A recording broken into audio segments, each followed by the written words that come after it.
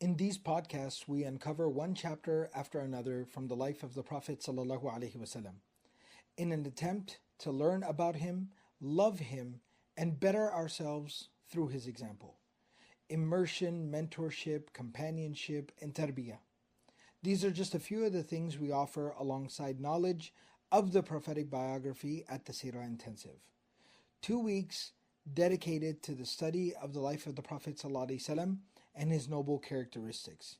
So this winter, inshallah, join me in Dallas, Texas, alongside your classmates from all over the world to learn the story of the life of the best of humanity, the mercy to mankind, the Prophet Muhammad sallallahu alaihi wasallam. Go to seerahintensive.com to register or for more info. Bismillahi walhamdulillah wa salatu wa salamu ala rasulillahi wa ala alihi wa sahbihi ajma'in. Inshallah, continuing with our study of the life of the Prophet sallallahu alaihi wasallam, As-Seerah Nabawiyya, the prophetic biography. In the last few sessions, we have been talking about the Battle of Tabuk. We talked about in a number of sessions the Prophet ﷺ, what was the impetus to the campaign and the expedition of Tabuk, the Prophet ﷺ and the Muslims, how they exactly prepared for the expedition of Tabuk, their journey to Tabuk, and then we talked about their arrival and exactly what transpired at the place of Tabuk. And then we talked about ultimately the consequence and the outcome of the entire expedition of Tabuk and what exactly happened there. And when we left off last, we were talking about the journey back home, the journey back to the city of Medina. And in fact, we talked about the Prophet ﷺ's arrival back to Medina. And we talked about how the Prophet ﷺ was so excited to be back home in Medina. And the fact that the only journey the Prophet ﷺ would take after this point going forward would be for Hajjatul Wida, for the farewell pilgrimage. So there was almost like a sense of relief that the Prophet ﷺ felt at his arrival back into the city of Medina because he was back home. هَذِهِ طَابَ. The Prophet ﷺ said, this is our beautiful home of Medina. So what we're going to talk about today is one of the very well-known stories that is associated with this particular event, the expedition to Tabuk.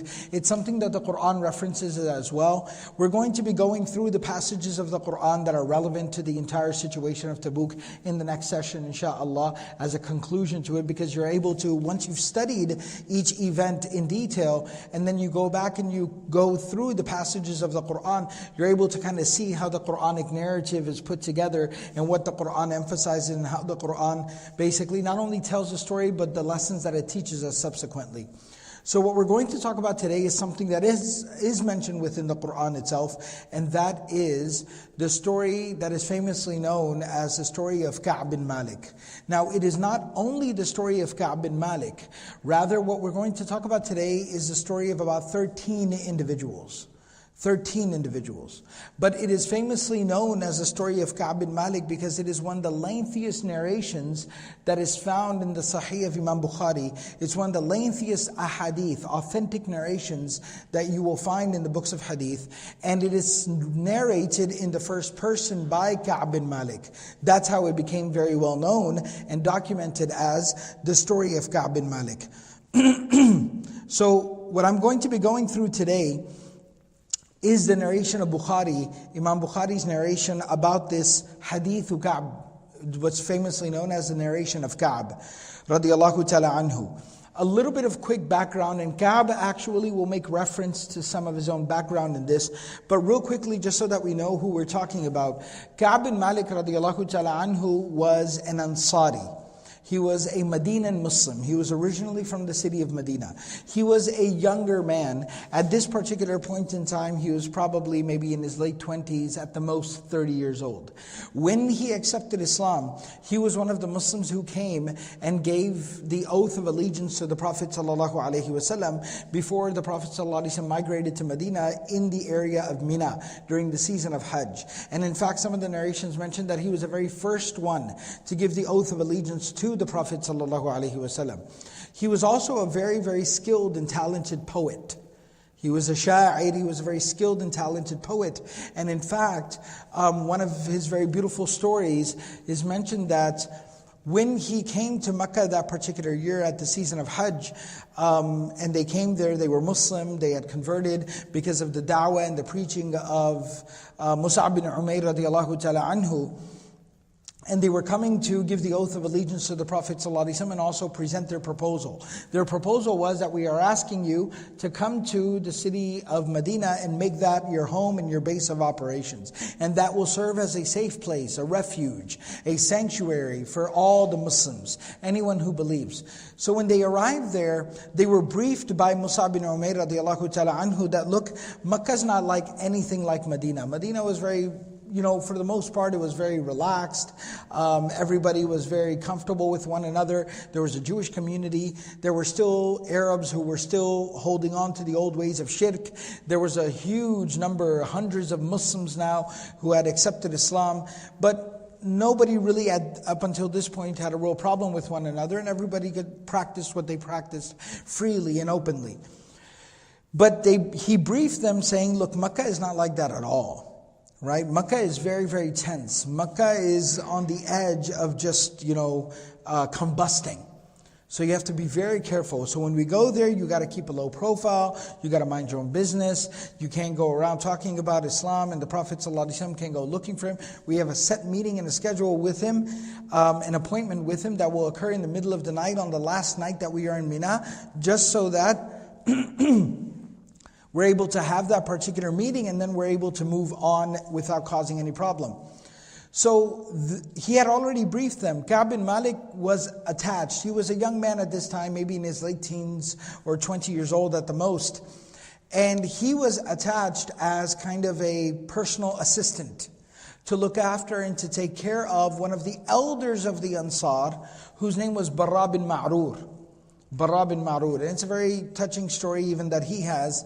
But nevertheless, to kind of stay on topic as much as we can, when they arrive there, Barra bin Ma'rur says, I understand, uncles sometimes they kind of operate with their own set of rules. So he says, I know that we were told not to go meet the Prophet ﷺ, but I have an in. I know his uncle Abbas from back in the day. We've done business together. So he goes and he meets with Abbas. And Ka'b bin Malik is along with him. And he says to Abbas, he goes, is it possible for me to meet your nephew? Abbas radiallahu ta'ala anhu, who is not Muslim at this particular point, he understood. He recognized the fact that, okay, looks like he's Muslim. So he says, yeah, sure, I can introduce you to him. And he called the Prophet ﷺ, and when the Prophet ﷺ came, and they sat down, Abbas started to introduce them. And he said that, to the Prophet ﷺ, هَذَا سَيِّدُ قَوْمِهِ وَأَكْبَرُهُمْ وَشَرِيفُهُمْ وَكَبِيرُهُمْ وَكَذَا وَكَذَا وَكَذَا. Right? That this is a leader of his people, and he is an elder of his people, and he is a nobleman of his people, and etc., etc., etc. And then he says, وَهَذَا Ka'b. And this is Ka'b. Like the introduction was, this is so and such and such and such and such and such, and this is Ka'b. And Ka'b bin Malik says, that was my first introduction to the Prophet ﷺ, and I was so eager to meet the Prophet ﷺ that I just felt really disappointed. He actually says, I felt really small. And the Prophet ﷺ was just so sensitive to other people. He was so empathetic. He says the Prophet ﷺ kind of felt my embarrassment, and the Prophet ﷺ said, Asha'ir? Wait a second, aren't you the poet? I've heard a lot about you.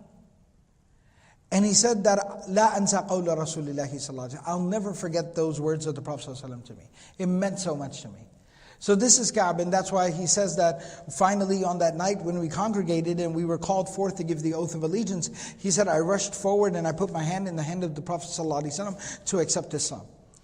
And so this is who Ka'b bin Malik is. He's a young man. He is a devoted companion of the Prophet ﷺ. He was a very talented man. Particularly at that time, poets were people who really crafted and controlled, and impacted and affected the culture at that time. I believe the term these days is influencers.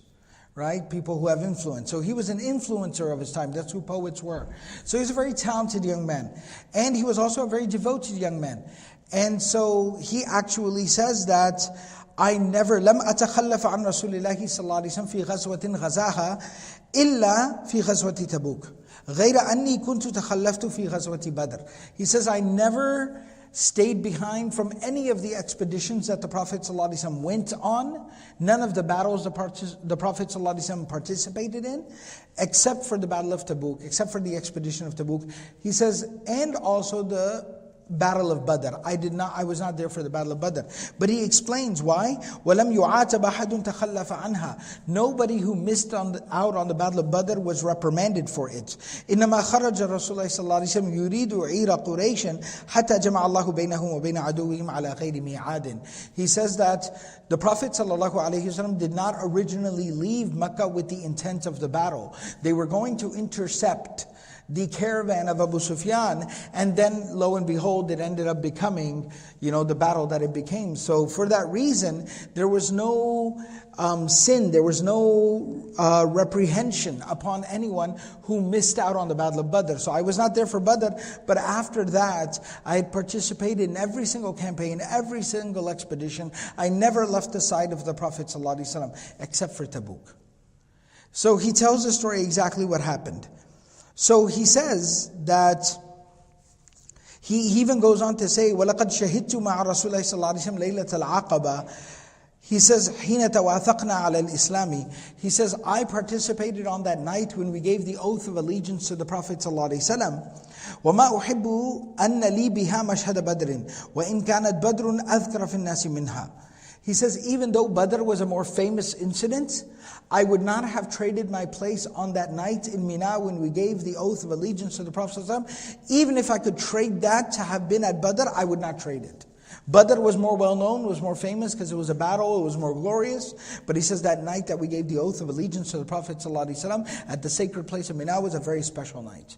And I was there, and I was the first one to give the oath of allegiance to the Prophet ﷺ. Nevertheless, he goes on to say, he says, كَانَ مِنْ خَبْرِي أَنِّي لَمْ أَكُنْ قَطُّ أَقْوَى وَلَا أَيْسَرَ حِينَ تَخَلَّفْتُ عَنْهَا فِي تِلْكَ الْغَزَاةِ. He says that I had never been more physically able, nor had I been more financially capable than I was at the time of Tabuk, when I actually stayed back.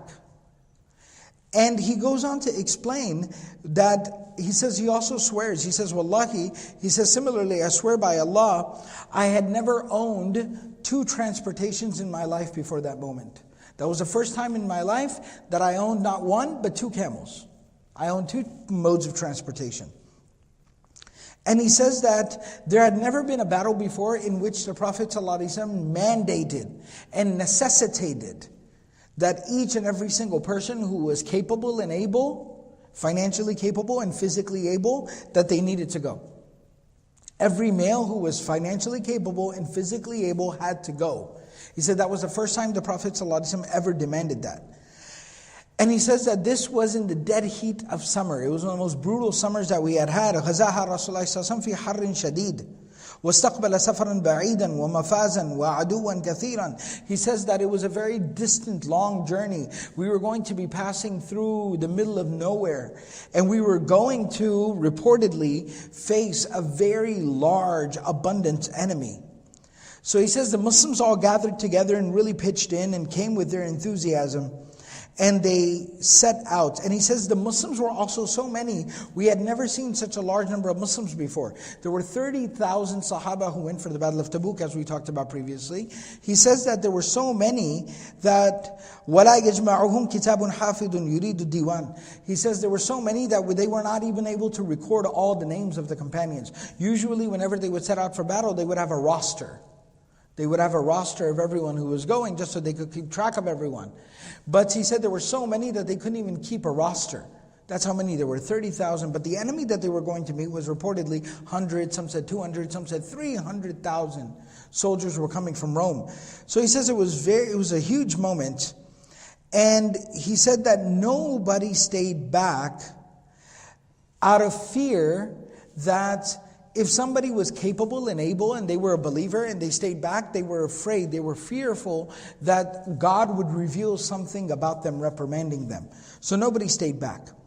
And not only that, but he also says the Prophet ﷺ, وَغَزَى رَسُولُ اللَّهِ تِلْكَ الْغَزْوَةَ حِينَ طَابَتِ الثِّمَارُ وَالظِّلَالُ. He says that the Prophet ﷺ set out on this particular expedition when the fruits were ripe and the trees were ready to be picked and plucked.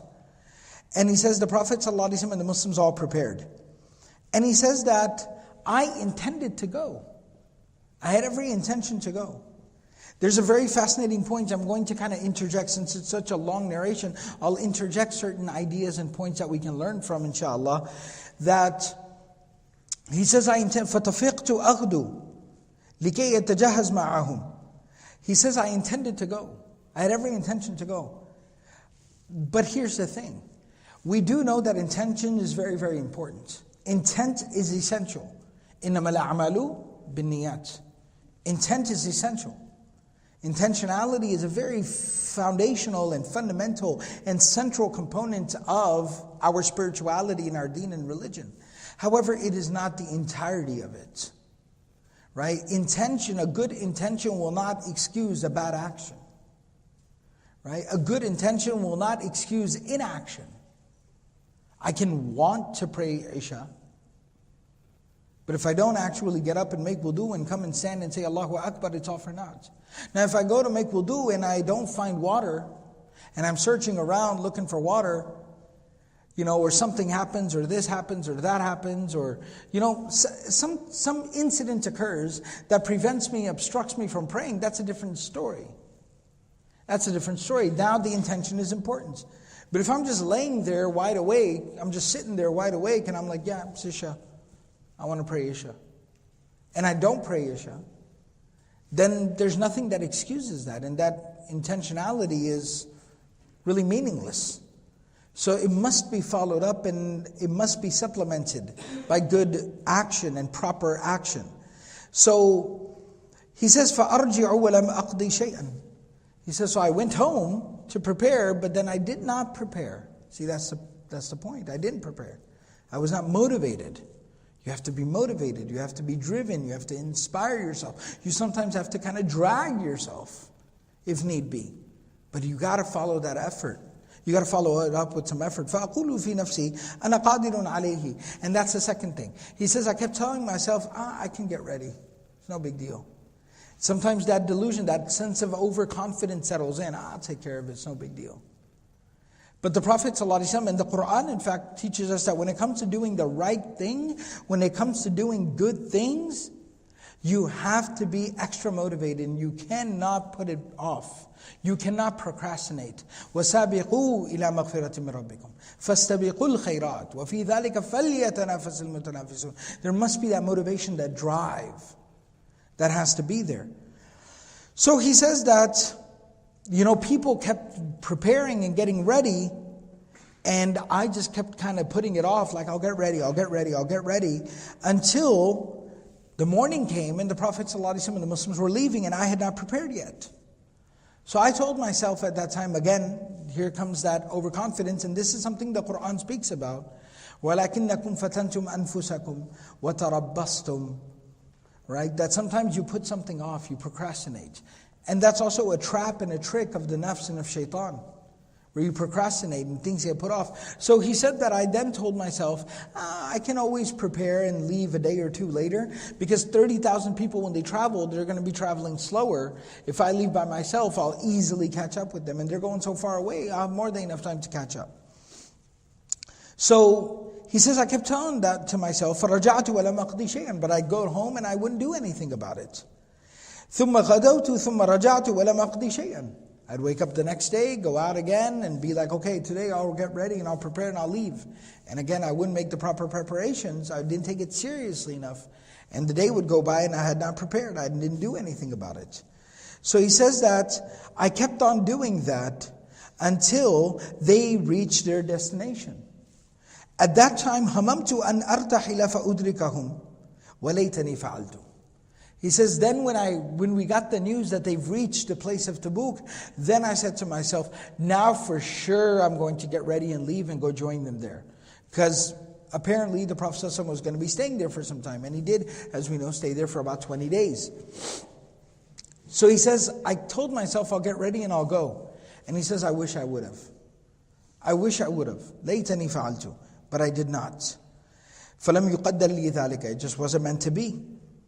So, finally, he then says that فكنت إذا خرجت في الناس بعد خروج رسول الله صلى الله عليه وسلم فطفت فيهم أحزنني أني لا أرى إلا رجلا مغموسا عليه النفاق أو رجلا ممن عذر الله من الضعفاء ولم يذكرني رسول الله صلى الله عليه وسلم حتى بلغ تبوك فقال وهو جالس في القوم بتبوك ما فعل كعب. So he says that after the Prophet ﷺ left one day, I went around and I walked around Medina because I got a little curious, and the only people that I saw, the only men that I saw that were still there were one of two types. Either somebody who was very clearly known as a hypocrite, or number two, I saw very elderly or ill people who were excused from going because they were not physically able. And he said that really, really pained me, the situation, the position I had put myself in. And he said, I also heard that the Prophet ﷺ did not mention me until he reached Tabuk. When he reached Tabuk, the Prophet ﷺ said, where's Ka'b? I don't see Ka'b. So a man from Banu Salima, which was the tribe of Ka'b, he says that one man, he said, حَبَسَهُ بُرْدَاهُ وَنَذْرُهُ فِي عِطْفَيْهِ. He says that his comfort and his luxury has kept him home. And he has become enamored with the things of this world. And basically alluded to the fact that maybe my Islam wasn't as sound or strong or reliable. And he says Mu'adh bin Jabal radiallahu ta'ala anhu, who was also from Banu Salima, he was also one of my tribe's people. He said, Bi'sa ma qulta. He says, it is incorrect what you say. Wallahi ya Rasulallah, ma alimna alayhi illa khayran. We've always known Ka'b to be a good person. He's a righteous man. That's not true. فَسَكَتَ رَسُولُ اللَّهِ صَلَّى اللَّهُ عَلَيْهِ وسلم. The Prophet ﷺ remained quiet, which was the Prophet ﷺ's way of saying, we'll see, to be determined. He says that, I then got the news, أَنَّهُ تَوَجَّهَ قَافِلًا, that the Prophet ﷺ and the Muslims were coming back home. He says, حَضَرَنِي هَمِّي. I was overcome with grief at that moment. What have I done? And he said, I started to think about all the excuses and all the lies and all the ways I could talk myself out of the situation. He was a poet, talented man of words. So he says, I can talk my way out of any situation. So I started to think about that. And he said that I thought to myself that, he said eventually when I thought more on it and the news came that the Prophet ﷺ had arrived outside of Medina and he was going to be coming into town the next day, he says, Zah anni al-batil.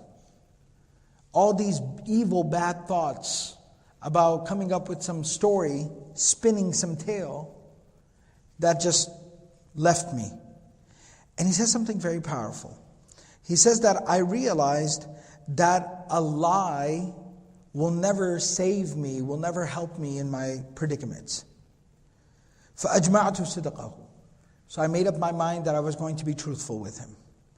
When the Prophet ﷺ arrived back in Medina in the morning, and whenever the Prophet ﷺ arrived back in Medina, his habit was he would first go to the masjid, he would pray 2 rak'ahs there, فَيَرْكَعُ فِي رَكَعَتَيْن. He would pray 2 rak'ahs in the masjid. Then he would sit with the people and just gather the reports of what had transpired, what had happened, and so on and so forth. So he said the hypocrites who had stayed back, they started coming and making excuses. And he says there were about 80 some odd of these individuals, of these hypocrites. And they all came and they made their excuses, and the Prophet ﷺ accepted their excuses. He would just say, okay, I understand. Didn't necessarily validate, be like, oh yeah, no, that's... No, but he just said, okay, I hear you, I understand, okay. And then he says, وَبَايَعَهُمْ وَاسْتَغْفَرَ لَهُمْ. And then after they would make their excuses, they would say, O Messenger of Allah, we want to prove to you that we're loyal. Allow us to give you the oath of allegiance again. The Prophet ﷺ would say, okay. He would let them carry on with their charade. They would give their oath of allegiance. And then he would say, please make dua for us. And the Prophet ﷺ would make dua. May Allah forgive you. You just do his part. And وَوَكَّلَ سَرَائِرَهُمْ إِلَى اللَّهِ عَزَّ وَجَلَّ. And the Prophet ﷺ ultimately said, Allah knows best.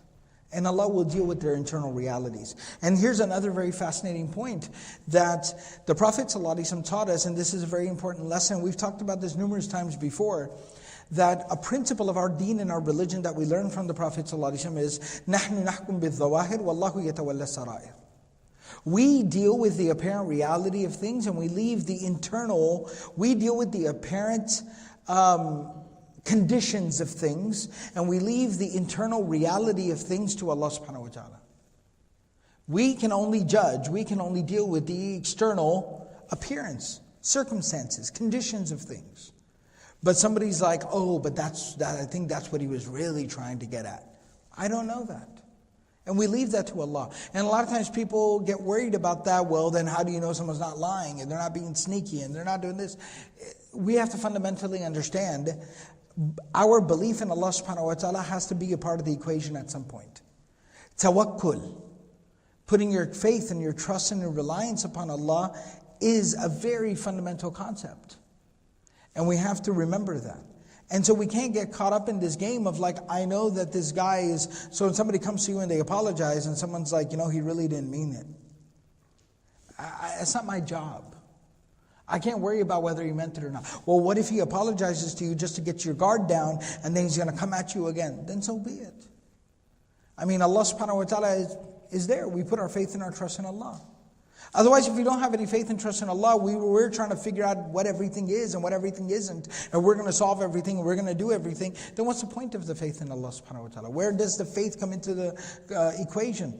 Is the hereafter a part of our part of our thought process or not? The ultimate justice in the hereafter, is that part of our thought process or not? Right? So this is what's talked about here. So nevertheless, he says, when I came to the Prophet ﷺ, Sallamtu alayhi, I said salam to the Prophet ﷺ. I stood there near him, he was sitting, and I said, Assalamu alaikum ya Rasulullah. Tabassama tamassumal mughdab. The Prophet ﷺ smiled at me, but he kind of smiled like disapprovingly at me. You just kind of smile and you shake your head at someone like, you trouble.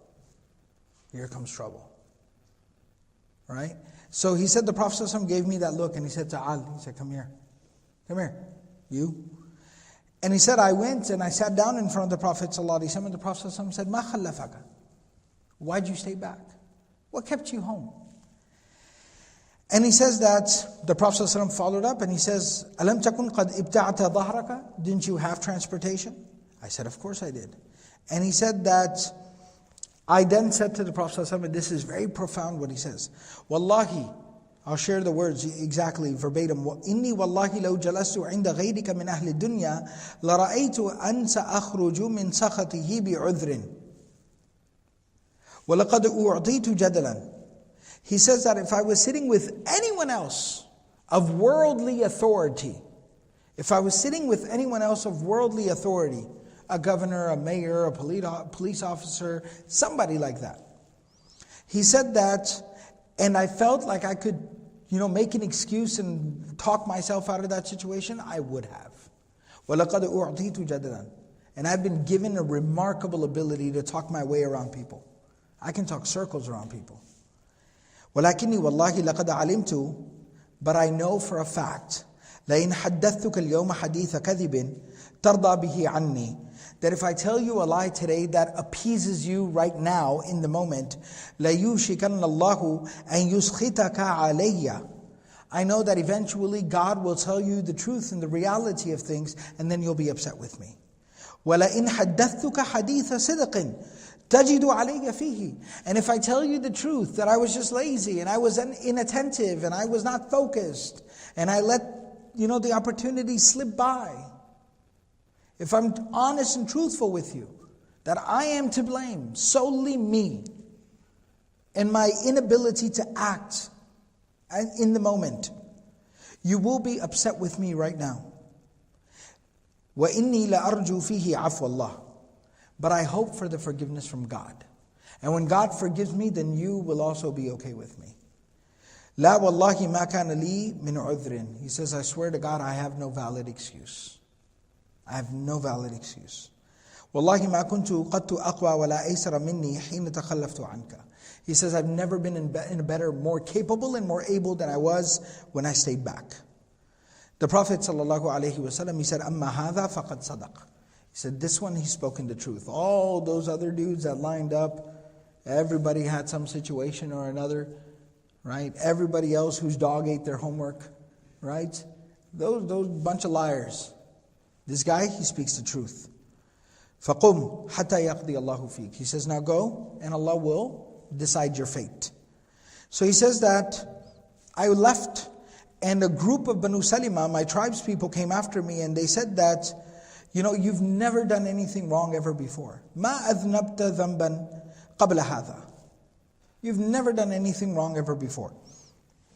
And he says that you couldn't make a simple excuse. All those people lined up and made excuses. You could have just made an excuse and asked the Prophet ﷺ to pray for your forgiveness eventually, and made tawbah and repentance eventually, and it would have eventually worked itself out. But you've had a clean record up to this particular point. It's a first offense. It's okay. But he says that they kept on pushing me, they kept on pushing me, they kept on pushing me. مَا زَالُوا يُؤَنِّبُونَنِي حَتَّى هَمَمْتُ أَنْ أَرْجِعَ فَأُكَذِّبْ نَفْسِي. He says, to the point where I actually considered for a moment that maybe I should go back and tell the Prophet ﷺ, disregard everything I said. I did have a valid excuse. I was just too embarrassed to present it to you. But then I said, هَلْ لَقِيَ هَذَا مَعِيَ أَحَدٌ. But he says, I changed the topic and I said, is there anyone else in my situation who just came and just kind of laid it out in front of the Prophet ﷺ, put all their cards on the table, said I was completely capable and able of going. I just was lazy and I just, was neglectful. I am to blame. Was there anybody else? And they said, yeah, there's two other guys, رَجُلَانِ قَالَا مِثْلَ مَا قُلْتَ, who said a similar thing to the Prophet ﷺ. He said, I asked who they were, and I was told that they were Murara ibn Rabi' al-Amri, wa Hilal ibn Umayya al-Waqifi. Murara and Hilal. Ka'b was a younger man, maybe in his late 20s. Murara was more of a middle-aged man, probably around 40. And Hilal was a more elderly gentleman, probably in his 50s, approaching 60. And he says not only that, but he goes on to say, رَجُلَيْنِ صَالِحَيْنِ قَدْ شَهِدَ بَدْرًا فِيهِمَا أُسْوَةً. He says they were two very righteous companions of the Prophet ﷺ, and they had participated in the Battle of Badr. They were Badris. And the Ashabu Badr, we talked about it back when we studied Badr. The Prophet ﷺ asked Jibreel ﷺ that, what is the status of the angels amongst all the angels who participated in Badr? What is their status amongst all the other angels? And Jibreel ﷺ said that they are considered in higher esteem than all the other angels. And the Prophet ﷺ said the same with us. The Sahaba who participate in Badr are held in higher esteem. So these were Badri Sahaba, and he said they were role models in the community.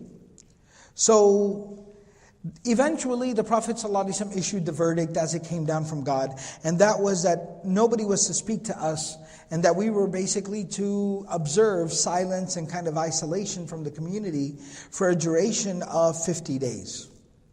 For a duration of 50 days.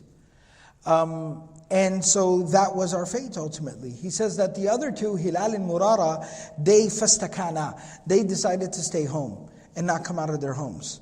And they stayed in their homes making tawbah, crying, making dua and praying. He says, for me, as far as I was concerned, وَأَمَّا أَنَا فَكُنْتُ أَشَبَّ الْقَوْمِ وَأَجْلَدَهُم. He says, I was younger than the other two of them, so I was a little bit more kind of anxious, like I couldn't just be at home. And number two, he says, I was a little bit more kind of brash. He's a poet. So he says, I was a little bit more brash, I was a little bit more outgoing.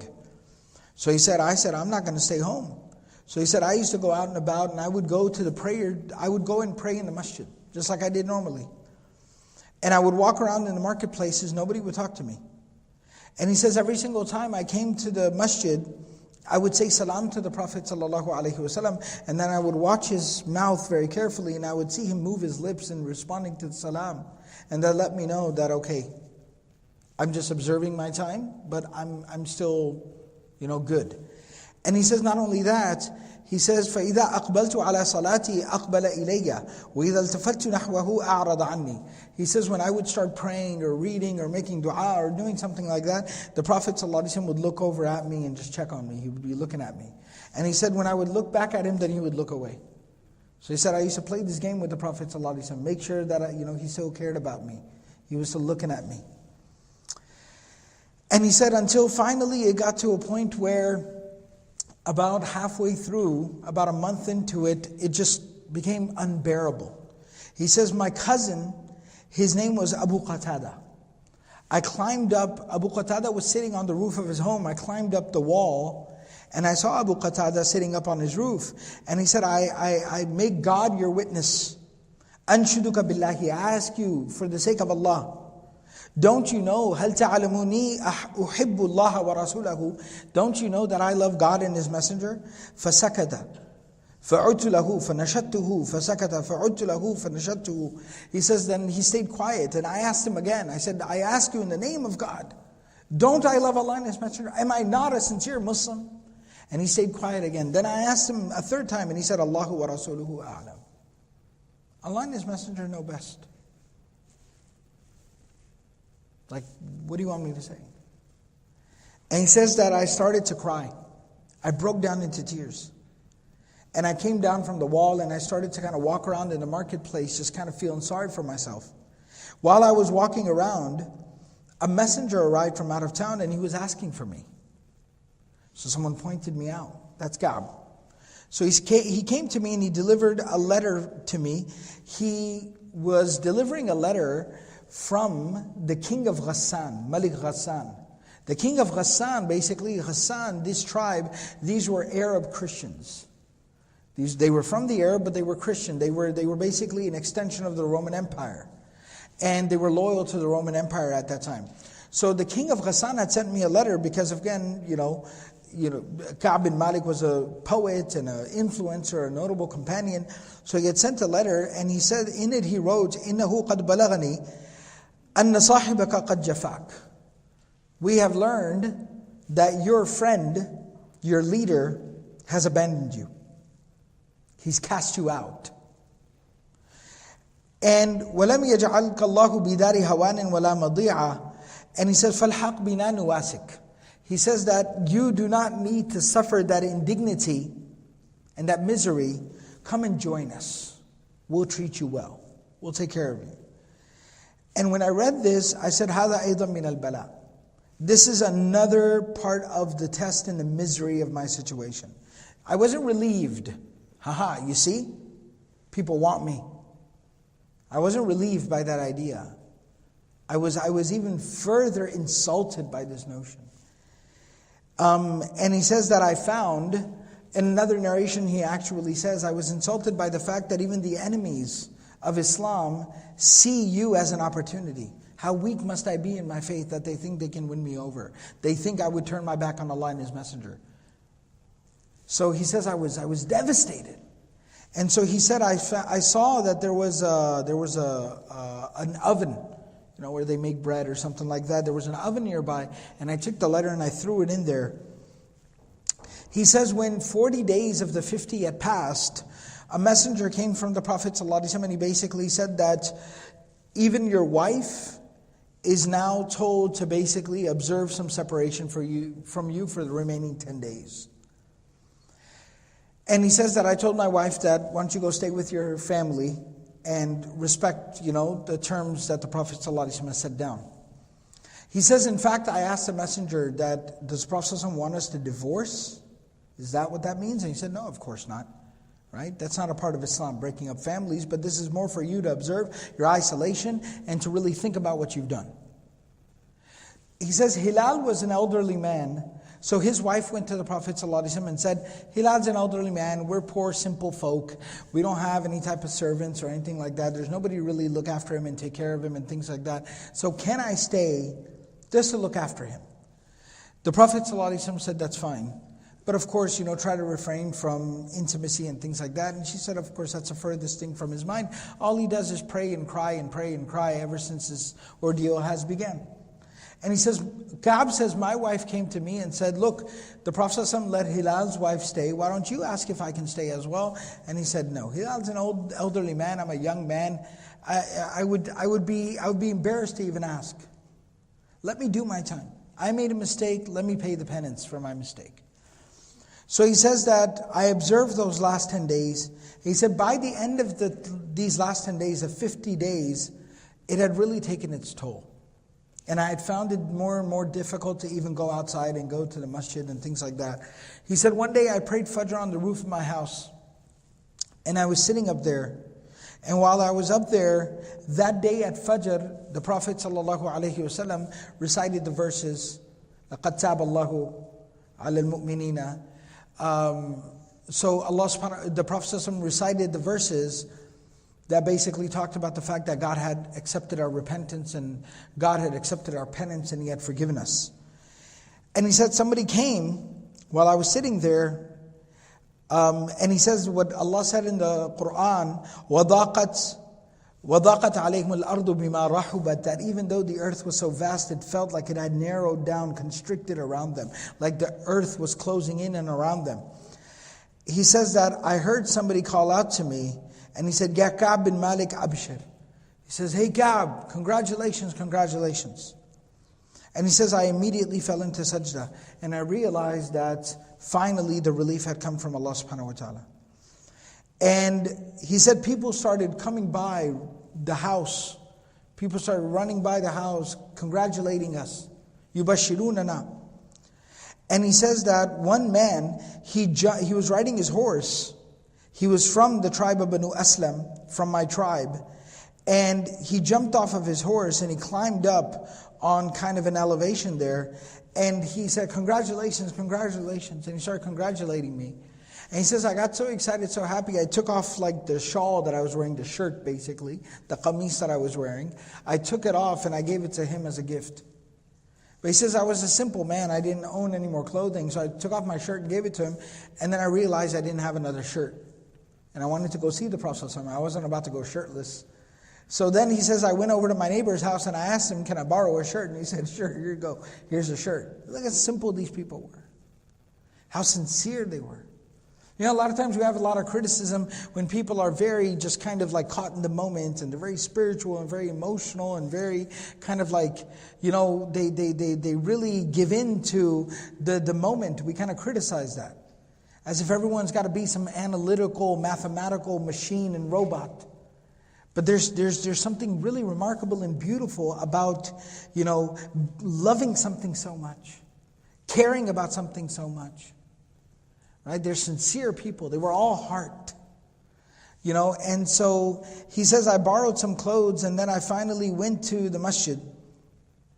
He says, when I entered the masjid, حتى دخلت المسجد فإذا برسول الله صلى الله عليه وسلم جالس حوله الناس. He says, now, if you ever visit Al-Madinah Al-Munawwara, Al-Masjid Al-Nabawi Al-Sharif, if you ever visit the blessed city of Medina and the beautiful masjid of the Prophet sallallahu alaihi wasallam, the blessed masjid of the Prophet ﷺ, you see the portion that is, you know, the old masjid. Rawdatun min Riyad al-Jannah, the old masjid of the Prophet ﷺ, the original masjid. And it's, you know, not a whole lot bigger than this. Maybe, you know, 1.5 or 2 times the size of this at the most. Maybe not even that much. Okay? So it's not very, very huge. It's not very, very big. And he says the Prophet ﷺ was sitting at the front and there were some companions sitting around him. And he says, I entered into the masjid, so imagine entering from the back door there.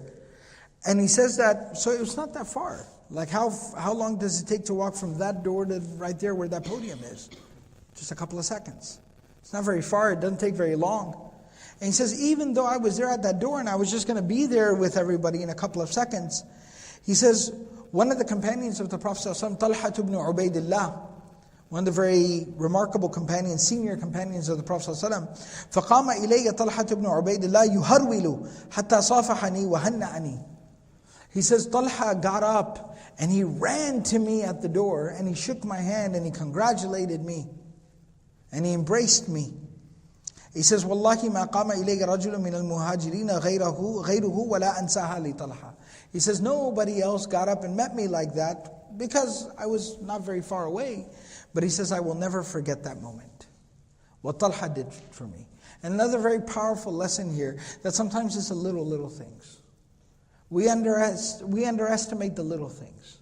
And again, that goes back to kind of like that idea of just becoming too analytical and calculated and mathematical.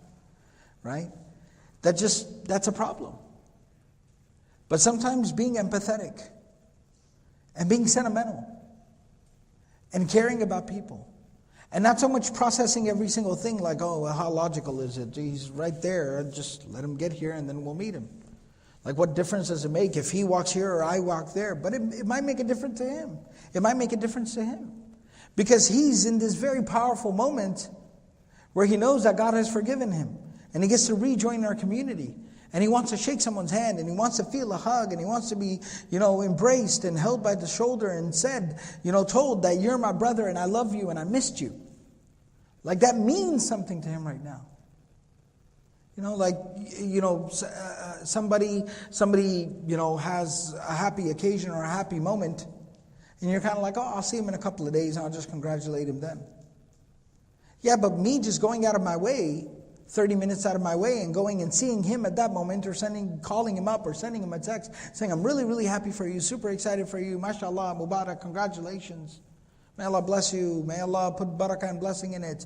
And I'm looking forward to seeing you in a couple of days. Like that's very small. Takes 60 seconds. But it could mean the world to that person.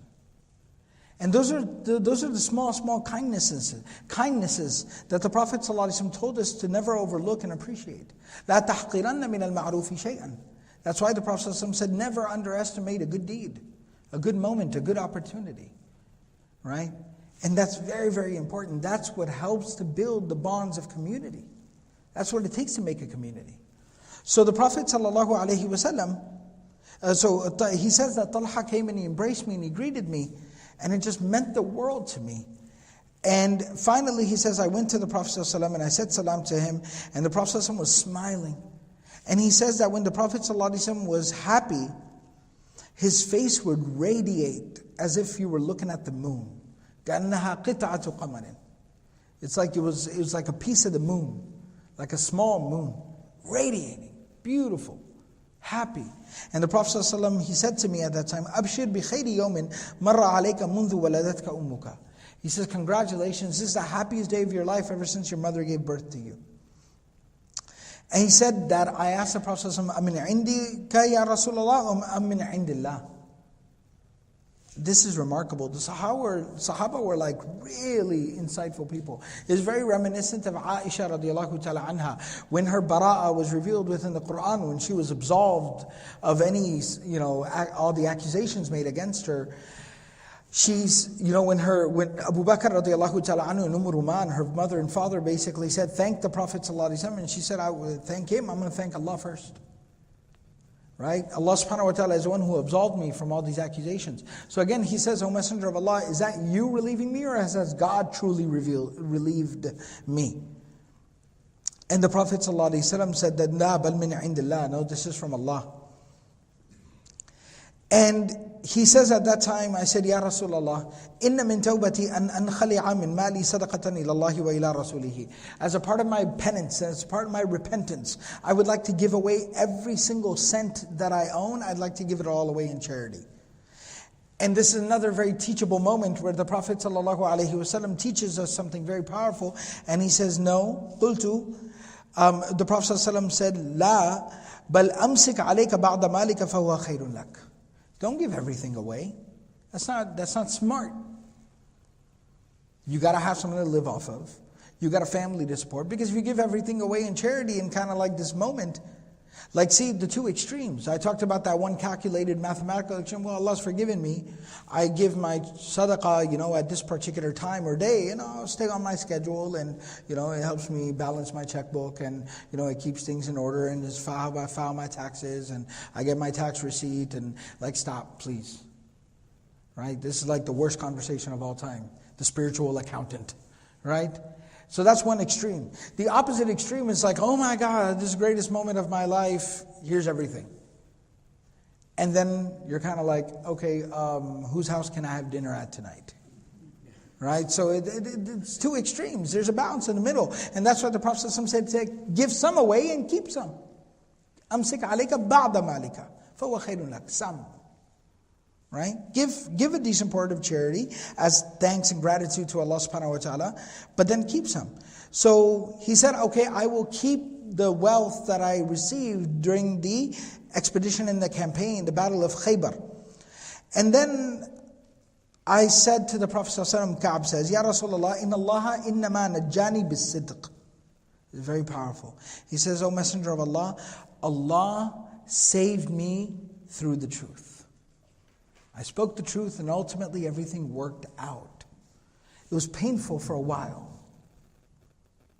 It was painful for a while, but ultimately worked out. Imam Ghazali, rahimahullah ta'ala, in Kima Sa'adat, in the book, he actually talks about this idea. Where he talks about that when, sometimes we don't do the right thing in the moment, because the right thing in the moment sometimes can be a little bit painful. But in the long term, it's beneficial, right? So when the doctor puts you under the knife, right? When the doctor cuts you open, right? It's painful. A little bit of pain there, a little bit of pain in the recovery. You're going to have a week or two of like a little bit of difficulty and pain and discomfort. But in the long run, you're going to be okay. But if you're so afraid of that week or two of discomfort that you don't take that, now you got a lifetime of misery ahead of you. And that's the nafs. The nafs is like, no, don't stick me with the needle. Well, okay, then you can die. Then you can die. Right? And what did you achieve or accomplish? Right? That's the nafs. It's very short-sighted. But the soul, the ruh, is far-sighted, long-sighted. And he says, okay, bring on the needle. Bring it on. I'll take the needle now, but then I'll be okay. And that's what Ka'b is talking about here. إِنَّمَا نَجَّانِي بِالصِّدْقِ. Allah saved me by telling the truth. وَإِنَّ مِن تَوْبَتِي أَلَّا أُحَدِّثَ إِلَّا صِدْقًا مَا بَقِيتَ. And part of my tawbah is that I will always tell the truth for the rest of my life. فَوَاللَّهِ مَا أَعْلَمُ أَحَدًا مِنَ الْمُسْلِمِينَ أَبْلَغَهُ اللَّهُ فِي صِدْقِ الْحَدِيثِ مُنْذُ ذَكَرْتُ ذَلِكَ لِرَسُولِ اللَّهِ صَلَّى اللَّهُ عَلَيْهِ وسلم أَحْسَنَ مِمَّا أَبْلَانِي. And he says, God is so merciful that I made that oath on that day that I will always tell the truth. And Allah subhanahu wa ta'ala never tested me in regards to a situation ever again. He never put me in a tough enough of a spot where I had to consider between lying and telling the truth. Telling the truth was always easy. Allah subhanahu wa ta'ala made the rest of my life very easy for me. And telling the truth was super easy for me. See, that's the barakah and the blessing if you make the commitment. He goes on to say that he quotes the ayat where لَقَدْ تَابَ اللَّهُ عَلَى النَّبِيِّ وَالْمُهَاجِرِينَ وَالْأَنصَارِ, that Allah subhanahu wa ta'ala accepted the repentance and forgave them. And he goes on to say that this was the greatest blessing in my life. That entire experience that I went through was the greatest blessing of my life. It taught me so much. And it also protected me from meeting the fate of those people who went and lied to the face of the Prophet ﷺ. Because he said every single person who lied in the face of the Prophet ﷺ was destroyed. How were they destroyed? Allah subhanahu wa ta'ala said about them in the Quran, سَيَحْلِفُونَ بِاللَّهِ لَكُمْ إِذَا انْقَلَبْتُمْ إِلَيْهِمْ لِتُعْرِضُوا عَنْهُمْ فَأَعْرِضُوا عَنْهُمْ إِنَّهُمْ رِجْسٌ وَمَأْوَاهُمْ جَهَنَّمْ جَزَاءً بِمَا كَانُوا يَكْسِبُونَ.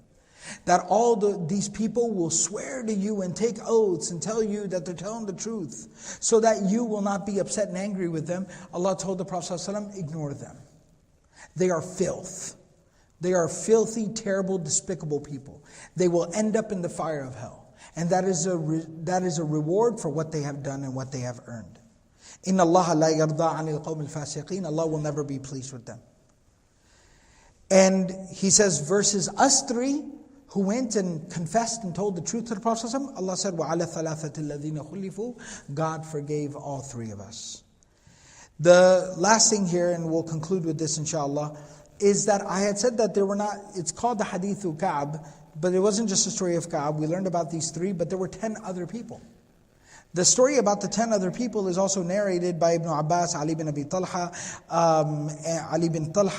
and it's mentioned in many of the books of Seerah, like the book of Ibn Ishaq and others, Bayhaqi, where it talks about the fact that there were about 10 people, وَآخَرُونَ اعْتَرَفُوا بِذُنُوبِهِمْ خَلَطُوا عَمَلًا صَالِحًا وَآخَرَ سَيِّئًا عَسَى اللَّهُ أَن يَتُوبَ عَلَيْهِمْ إِنَّ اللَّهَ غَفُورٌ رَحِيمٌ. That there were some other people who also came forth and they admitted, they confessed to the fact that they had made a mistake. They had a lot of good deeds, they made a mistake, but ultimately God forgave them because Allah is forgiving and merciful. There were about 10 people, and the leader, kind of the appointed leader amongst them, was a Sahabi by the name of Abu Lubaba. Abu Lubaba. And there were 9 more people with Abu Lubaba, 10 total.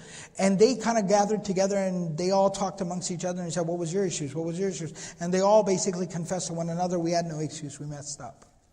We had no excuse, we messed up. So Abu Lubaba said, okay, I got this. So what happened was when the Prophet ﷺ came back, when they heard that he was coming back, Abu Lubaba said, tie yourselves to the pillars of the masjid. Tie yourselves to the pillars of, that's why one of the pillars in Masjid Nabawi, the original Masjid Nabawi, is known as Ustuwan Tawbah. Right? It's the pillar of Tawbah. So he said, tie yourself to the pillar. When the Prophet ﷺ entered the masjid and he saw these people tied to the pillars, the Prophet ﷺ said, Man ha'ula, what's this going on here? Right? Like, what's the deal? What's his business? And somebody told the Prophet ﷺ that they have tied themselves to the pillar because they messed up, they stayed back when they shouldn't have. And they said that they will not release themselves, leave this place until you forgive them. The Prophet ﷺ said, I can't release them. It's not my decision, it's God's decision to make. Allah will release them. So they stayed there tied up. And finally Allah subhanahu wa ta'ala revealed in the Quran, وَآخَرُونَ اعْتَرَفُوا بِذُنُوبِهِمْ, the verse that I just mentioned. And the Prophet ﷺ told them that Allah has forgiven you. And so that's when they untied themselves from the pillar and they came and they basically also gave a lot of their wealth into sadaqah. They said, we want to donate a lot of our wealth in charity as penance for our mistake. The Prophet ﷺ said, مَا أُمِرْتُ أَنَّ آخُذَ أَمْوَالَكُمْ, I have not been told to take your money. Like, look at the ethics of the Prophet ﷺ. Right? Try to go to a masjid or an Islamic organization and say that, I want to give my money. They'll be like, yes, absolutely. Right? There's no question about it. The Prophet ﷺ is like, no. I don't have a command from Allah to take your money. And then Allah subhanahu wa ta'ala revealed the verse, خُذْ مِنْ أَمْوَالِهِمْ صَدَقَةً تُطَهِّرُهُم وَتُزَكِّيهِمْ بِهَا وَصَلِّ عَلَيْهِمْ إِنَّ صَلَاتَكَ سَكْنٌ لَهُمْ وَاللَّهُ سَمِيعٌ عَلِيمٌ. That Allah subhanahu wa ta'ala said, accept the charity that they're offering. It will purify them and make dua for them. When you make dua for them, they'll feel better. And Allah subhanahu wa ta'ala said, وَآخَرُونَ مُرْجَوْنَ لِأَمْرِ اللَّهِ إِمَّا يُعَذِّبُهُمْ إِمَّا يَتُوبُ عَلَيْهِمْ. That there are people who hope for the mercy of God and they're willing to accept whatever the decision from Allah is, whether they're punished or they're forgiven. But Allah has of course forgiven them. And so that's when they basically untied themselves, they gave that charity, and they were also forgiven for having stayed back. And finally, Ibn Kathir rahimahullah ta'ala, he actually says that كَانَ الْمُتَخَلِّفُونَ عَنْ غَزْوَةِ تَبُوكَ أَرْبَعَةَ أَقْسَامٍ. There were 4 types of people who stayed back from Tabuk. There were 4 types of people who stayed back from Tabuk. Number 1, مَأْمُورُونَ مَأْجُورُونَ. There were those who were told by the Prophet ﷺ to stay back from Tabuk, but they get the full reward because they were following orders, like Ali radiallahu ta'ala anhu. And we talked about that. The second group was مَعْذُورُونَ وَهُمُ الضُّعَفَاءُ وَالْمَرْضَى وَالْمُقِلُّونَ وَهُمُ الْبُكَاءُونَ. There were some who were too weak to go, did not have enough finances to go, and the Prophet ﷺ said, and they still came and they said, we want to go. The Prophet ﷺ said, I know you want to come, but I can't take you. We can't afford to bring you along. And the Quran talks about them that they cried. Right? تَوَلَّوْا وَأَعْيُنُهُمْ تَفِيضُ مِنَ الدَّمْعِ حَزَنًا لَا يَجِدُ مَا يُنْفِقُونَ. They cried and they said, oh Allah, we wish we could go. And Allah will reward them. Then وَعُصَاتٌ مُذْنِبُونَ وَهُمُ الثُّلَاثَةُ وَأَبُو الْأُبَابَ وَأَصْحَابُهُ الْمَذْكُورُونَ. Then there were those who stayed back and they were blameworthy. But they confessed. They fessed up. And they paid their penance and they were ultimately forgiven by Allah. Like the story of the people we talked about. Then there was a 4th group. وَآخَرُونَ مَلُومُونَ مَذْمُومُونَ وَهُمُ الْمُنَافِقُونَ. Then there were those who stayed back and they were wrong and they weren't even repentant. They weren't even repentant. And those were the hypocrites. So the big takeaway and the big lesson is, look, there were those who went. Sometimes we know what we have to do and we're able to do it and we're capable of doing it. And we say, Alhamdulillah. And we thank Allah for the opportunity of doing it. Sometimes there's something that we're supposed to do, but we're needed somewhere else. We're needed by the mandate of the religion, we're needed elsewhere. We have to be willing to sacrifice our ego and our sense of self and do what needs to be done. Ali radiallahu ta'ala anhu came crying out of Medina, please don't leave me behind, please don't leave me. Why do you leave me behind? And the Prophet ﷺ said, I need you there. Now be a soldier. Be a good soldier and go do your job. So sometimes you're needed elsewhere and you got to sacrifice what you think you should be doing and do what is needed, what is required, what is asked of you. Then sometimes there are moments where there's a call to action, but you're not capable of doing it. The lesson from here, from that group of people, is you should still, with every ounce, every fiber, every cell of your being, you should want to do it. But you know you're not capable of it, but that doesn't mean that you still, from your heart, don't wish and want to be able to. That's called sincerity. نَصَحُوا لِلَّهِ وَرَسُولِهِ إِذَا نَصَحُوا لِلَّهِ وَرَسُولِهِ. Allah says that in Surah At-Tawbah, as long as they are sincere to God and His Messenger. Then the third, the fourth predicament, the fourth situation is, there was a call to action, you were asked to do something, you were capable of doing it, but you did not do it. You were negligent. The thing to do in that situation is to own it and to fess up. Say, I know I should have done it, but I didn't. And I'm to blame. That truthfulness will set you free. The truth shall set you free. As-sidqu yunji. The truth shall set you free. Right? وَالْكَذِبُ يُهْلِكُ. Lying, deluding yourself, deceiving yourself, or trying to deceive someone else only will lead to doom and destruction. And then the fifth predicament, may Allah protect us all, is when you're asked to be somewhere, to do something, and you can, but you don't. And then you decide to delude yourself. Recognize you don't delude God, you don't harm the community, you don't cause any detriment to the world around you, you destroy yourself. May Allah protect us all. So inshallah we'll go ahead and conclude here. I'm sorry about going over time. And inshallah we'll continue on in the next session. Subhanallah bihamdihi, subhanakallahumma bihamdik, nashhadu an la ilaha illa anta, nastaghfiruka wa natubu ilayk.